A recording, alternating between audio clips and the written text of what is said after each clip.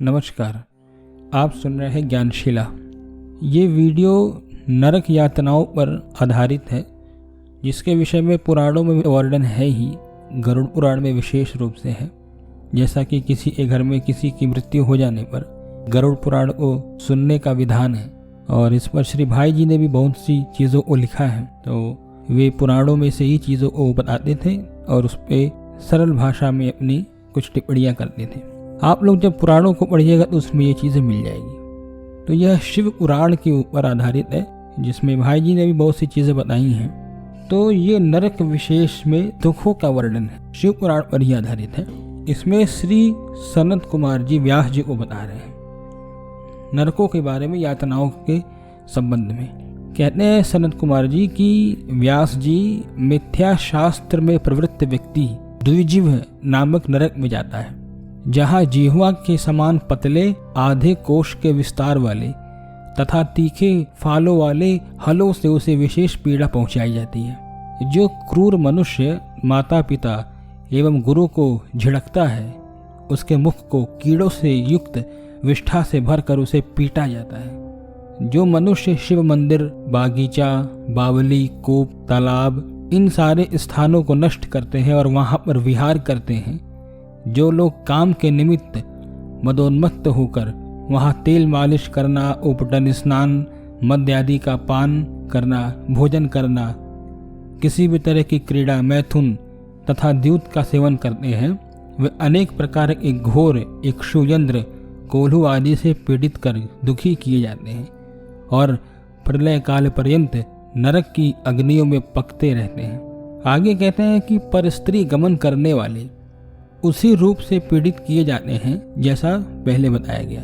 और परस्त्री गमन करने वाले वे पुरुष अति तप्त लोह निर्मित नारी का पूर्ववत आकार धारण करके दृढ़ता पूर्वक आलिंगन करके सभी ओर से जलते हैं।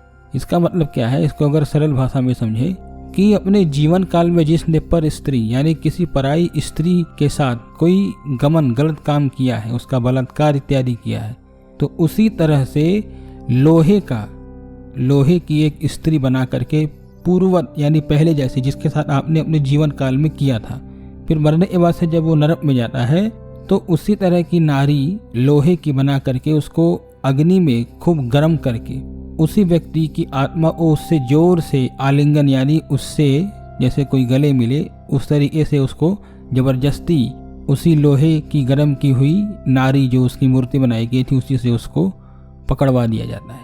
कहते हैं कि इस प्रकार वे व्याभिचारिणी स्त्री का भी दृढ़ता पूर्वक आलिंगन करते हैं और जोर जोर से चिल्ला चिल्ला कर रोते हैं।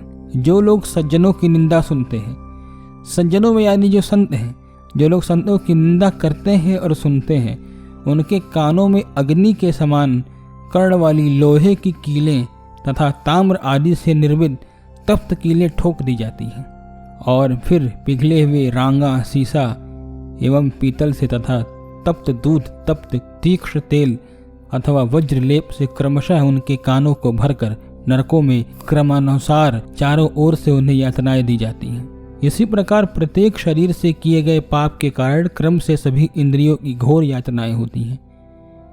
जो मूढ़ व्यक्ति दूसरे की स्त्री का सकाम भाव से स्पर्श करते हैं, उस स्पर्श दोष के कारण उनके हाथ अग्नि के समान दहकती हुई बालुओं से भर दिए जाते हैं। नरकों में उनके शरीर पर सभी क्षार पदार्थों का लेप कर दिया जाता है और सभी नरकों में महान कष्ट देने वाली यातनाएं दी जाती हैं। जो मनुष्य जिन इंद्रियों से पराई स्त्रियों को दूषित करते हैं, उनकी उन इंद्रियों को वैसे ही विकृत कर दिया जाता है। जो लुब्ध होकर अपलक दृष्टि से दूसरे की स्त्रियों को देखते हैं, काम भाव से उनके नेत्रों को अग्नि के जैसी सुइयों से तथा क्षार आदि पदार्थों से भर दिया जाता है।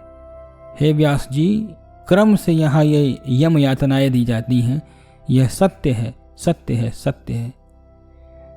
आगे कहते हैं कि जो लोग महात्मा, कथावाचक, धर्मोपदेशक, देवता, अग्नि, गुरु, भक्त तथा सनातन धर्मशास्त्र की निंदा करते हैं, उनके हृदय, कंठ, जिह्वा, दांत, मसूड़ों, तालू, ओठ, नासिका, मस्तक तथा समस्त अंगों के संधि स्थलों पर 3 फाल वाले अग्नि के समान लाल, गुप्त, तप्त लोह, शंकु, मुदगरों से ठोके जाते हैं। इस प्रकार से श्री व्यास जी को सनत कुमार जी ने अलग अलग प्रकार के कर्मों के लिए अलग अलग यातनाओं के बारे में बताया है।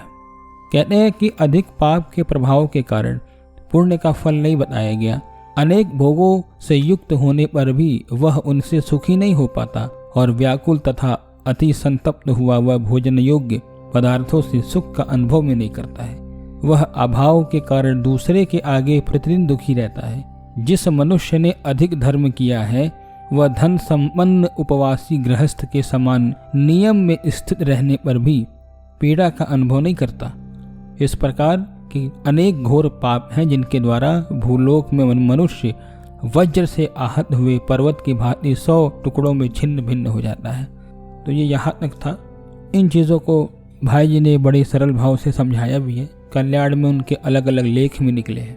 पाठक, नियमित पाठक कल्याण पत्रिका के उसको पढ़ते हैं, कुछ किताबों में भी दिया हुआ है। इन सारी चीज़ों से यह विचार करना चाहिए कि ये जो मनुष्य शरीर है ये तो यहीं पर जल जाएगा, लेकिन इसके जो कर्म होते हैं वो साथ जाते हैं। इस नाते से अगर कोई इन चीज़ों को नहीं भी मानता है, जैसे उसमें कुएं, पोखरे, तालाब और पेड़ पौधों को नष्ट करने के बाद से जो यातनाएं देने की बात कही गई है, तो अगर कोई कहे ये तो बकवास बातें, दकियानूसी है, लेकिन ये बातें यहाँ पर भी तो मायने रखी रही हैं। अगर आप किसी वन में जा कर के, जैसा कि अभी ग्लोबल वार्मिंग की समस्या चल रही है, ये आप कहीं पे जाके कोई दूषित करिएगा, पेड़ पौधे काटिएगा, तालाब पोखरे जो नीचे भूजल को चार्ज करते हैं, वाटर लेवल को चार्ज करते हैं, जो विज्ञान के विद्यार्थी हैं वो समझ रहे होंगे मैं क्या कह रहा हूँ। नदी, पोखरे, तालाब आजकल सरकार खुदवा रही है इसीलिए ताकि वहाँ का वाटर लेवल चार्ज रहे नीचे का। लेकिन भू माफिया क्या कर रहे हैं कि उसमें जा करके उसको पाट दे रहे हैं और वहाँ पर प्लॉटिंग करके बेचना चालू कर दे रहे हैं। ये सारे काम इनडायरेक्ट तो इन्वायरमेंटल के खिलाफ भी जा रही हैं। तो इन्हीं बातों के लिए दंड देने का विधान है शास्त्रों में। तो अगर वहाँ पे नहीं है तो यहाँ पे तो आप नुकसान कर ही रहे हो। अगर उसको नहीं मानते हो तो ये प्रकृति को तो नुकसान दे ही रहा है। मौसम आगे पीछे हो गए हैं, गर्मी बढ़ते जा रही है, ग्लेशियर पिघल रहा है। ये सारी चीज़ों पर विचार करना चाहिए। वैज्ञानिक चेतावनी दे रहे हैं।